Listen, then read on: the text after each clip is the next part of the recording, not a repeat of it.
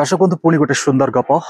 प्रसंग होची आपण जीवदशारे जी भल कम करा मायना रखे ना गोटे खराब कम से भल कमर प्रभाव सबको थोई दिए। सुंदर कहानी भाव में जे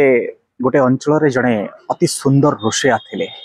जहाँ रांधुले ताहा अमृत समान लगुला अमृतमण ही लगुला एवं जी भी हाथ रंधा खाद्य खाऊले चाटी चाटी खाऊले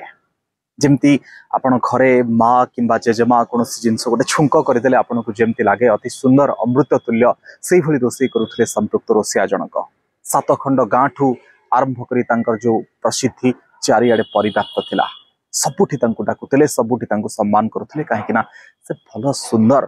स्वादिष्ट खाद्य बन पारुले।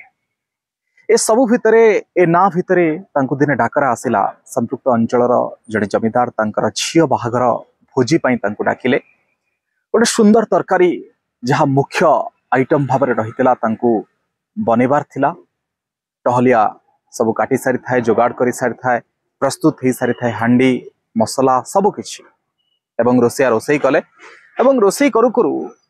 एमिति बेला से दिन खराब पड़ी थाए जे से तरकारीटी पोड़ीगला एमिति पोड़ीगला जे ताकू आउ रिकवर आपण करि परिबेनी ताकू आपण भागेई परिबेनी। बहुत चेष्टा से कले निजर बुद्धि खटेले केमिति से तरकारीर जो पोड़ा गंध को पोड़ा स्वाद को दूरेबे बोली किंतु पारिले नाही शेषरे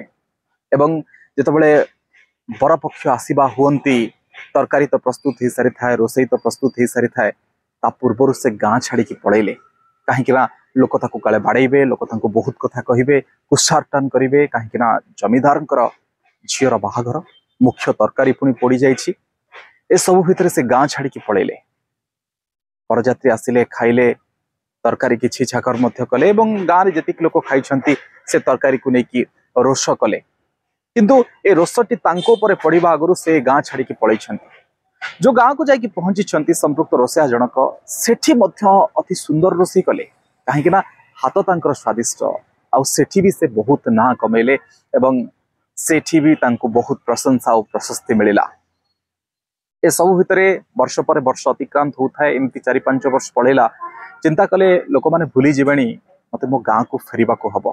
जो गाँव से आसी से गाँ को बा निज गाँ को से फेरवाई चाहिए यहाँ नहीं परामर्श मागिले जड़े निकटतम बंधु पाखक किंतु देख मो गाँ को फेरवा को चाहूँगी उचित हम कि नहीं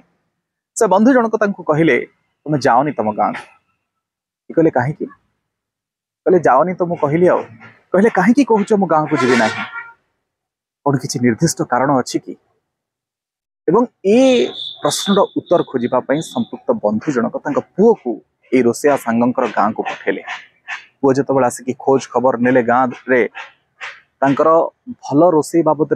लोक चर्चा जमा भी कले नहीं जो तरकारी पोड़ी जाइथिला से दिन से जमीदार झील बाहागर से बाबद चर्चा कले एवं जो संध्यारे फेरिकी आसिकी से अंकल को बा मौसा को ए संपर्क में संदेश देले से संपृक्त बंधुंकर पुओ कहले मौसा आपण एते भल रोषे करथिले ताकू केही मन रखि नथि बा ताकू केही भी कहले नाही पदे आपण से जो खराब रोषे करथिले बा रोषे खाद्यटी पोड़ी देइथिले बा पोड़ी जाइथिला से तरकारीटी से प्रसंग समस्ते उत्थापन कले यह शुणिकी मन दुख कले संपृक्त रोषिया जनक बंधु तांको बुझेले देख बंधु ये हूँ संसार नियम आपण शहे भल काम करी मन रखिबेनी जदि गोटे खराब काम कर देइछंती बा आपण द्वारा से कामटी उजुड़ी जाइछि ताकू लोक मन रखिबे ये तो जीवन रो वास्तवता आकु भाविक अनेक लोक भावुथिबे कौन जीवन रे केबे भूल हबनी भूल तो हम तापाई तो शुणा मिल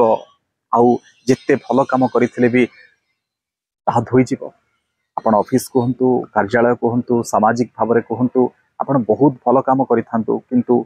से गोटे छोटिया भूल पाई आपणकर ना अनेक समय पड़ जाए ये संसार विचित्र रीति किंतु किछि लोक अछंती बुझंती ए कथा को से तो एते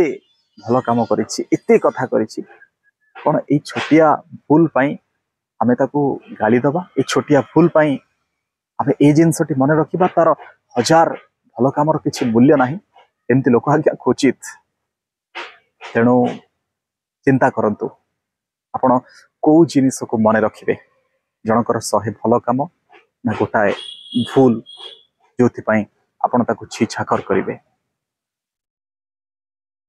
धन्यवाद। जदि कहानीटी आपको भल लगी अनेकों पाखे शेयर करेंगे भल कथाटे मुझे गोटे जगह यहाँ पढ़ी मु चाहिए आपण निकट में पहुँचेगा।